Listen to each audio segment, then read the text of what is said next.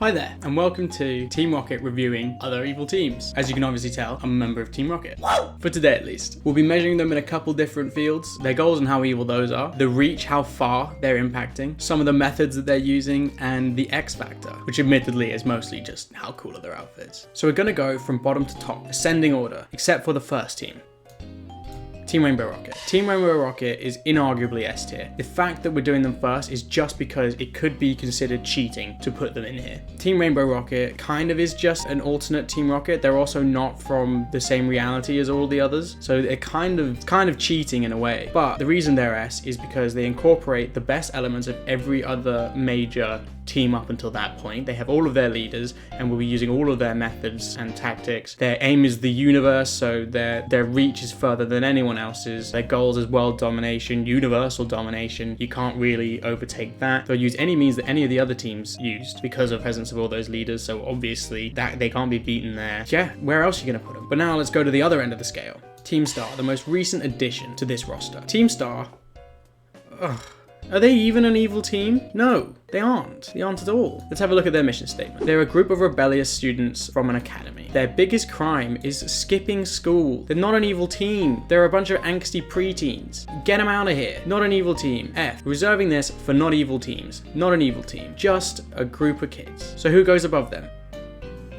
Team Yell. Also F, not an evil team. Let's look at their mission statement. A group of trainers from Spikemouth. They are rabid fans of Marnie and they're employees of the gym. They vandalize and obstruct her competitors. Now, that is important. That is the only reason that they are above Team Star. So there is a little bit of criminal activity. There is some vandalism going on. But basically, they're just Marnie's fan club and employees of a Pokemon gym. That's not evil. That's misdemeanor. That's bottom level. No, F tier. So for both of these, their goals are not evil. One has methods that are a little bit, but not really. Their reach, Team Star only goes as far as the school they go to. No, tiny. And Team Yell, you could argue it's Galar, but really it's just wherever Marnie is. It's not that far reaching. It's a very limited impact. And the X Factor, almost none. The only reason either of these have a little bit of X Factor is because Team Yell has Marnie. Marnie's pretty cool. And Team Star has a couple of their bosses are actually kind of cool designs. And Penny has a hell of a lot of potential as a hacker, but she chose the wrong side. She chose good. So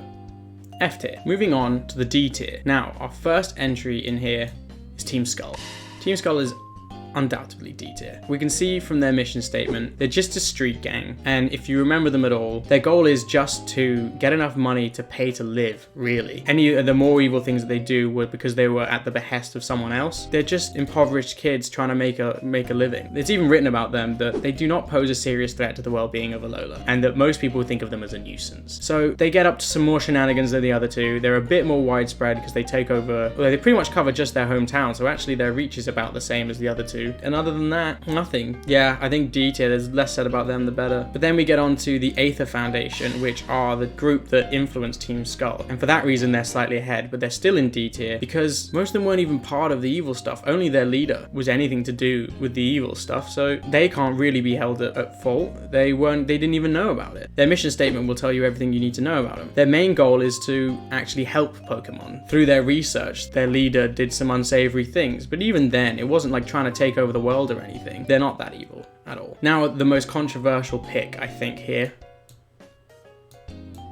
Team Magma and Team Aqua, and I think most people will know why I've put them in together. I am rating Team Magma slightly higher, and I'll tell you why. If we look at Team Aqua's goals, Team Aqua wants to expand the ocean, take over the land, make the world a better place. And then if we look at Team Magma, it's the exact opposite. They want to expand the landmass to create a better world. Cool. Now, that sounds pretty bad, doesn't it? And along the way, they're probably going to hurt some people. That's pretty evil, which is what gets them as high as C. In fact, it would get them higher. If it weren't for the caveat, they want to make the world a better place. Their goals, their end goals are pretty evil, but their thought process isn't. And that limits them to the C tier, I think. X Factor, though, is pretty strong with these guys. It's not enough to shift them up a level. Archie has some of the most serious drip in the whole game. Maxie a little bit less. Outfits are pretty cool. There's nothing negative to say about them, really, other than their intentions aren't evil. They just don't think that people will agree with them, so they use force, which that is evil. And one of the reasons they're partnered together, they are limited by each other. Because they exist in the same region and have the exact opposite goals, they're completely in deadlock. You could leave them to fight for years and they would just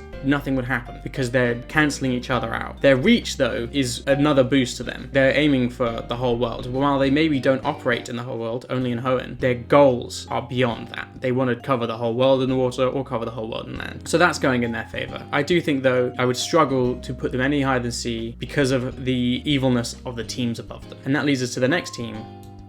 Whoop, Team Plasma. Team Plasma are B, the only resident of B. They appear as a friendly organization, so that's immediately a strike against them. They seek to be equals with Pokemon, don't like that, and they want people to reevaluate their current relationships with Pokemon, stop using them in battles, really. That all sounds pretty nice. Some would consider that evil because they like the battles, me included, but where they get really evil is Ghetsis. Ghetsis wants to take over the whole of Unova. So there, we've got our reach already, whole region. Slightly less than the world from Magma and Aqua, but it's still up there, and you can pretty much assume that he'd want to go further beyond that, though it's never explicitly stated. What holds them back from being in A is that most of the team wasn't aware of this. Now, this is the same reason that Aether got put low. The difference here being that they kind of blindly followed a little bit, and there was an extra level of manipulation. Most of the team is actually doing things for the good of the world. That means they can't make it into A. Admittedly, when they're taken down, they split into two groups, one that tries to help and one that tries to hinder and becomes more evil. So that version of Team Plasma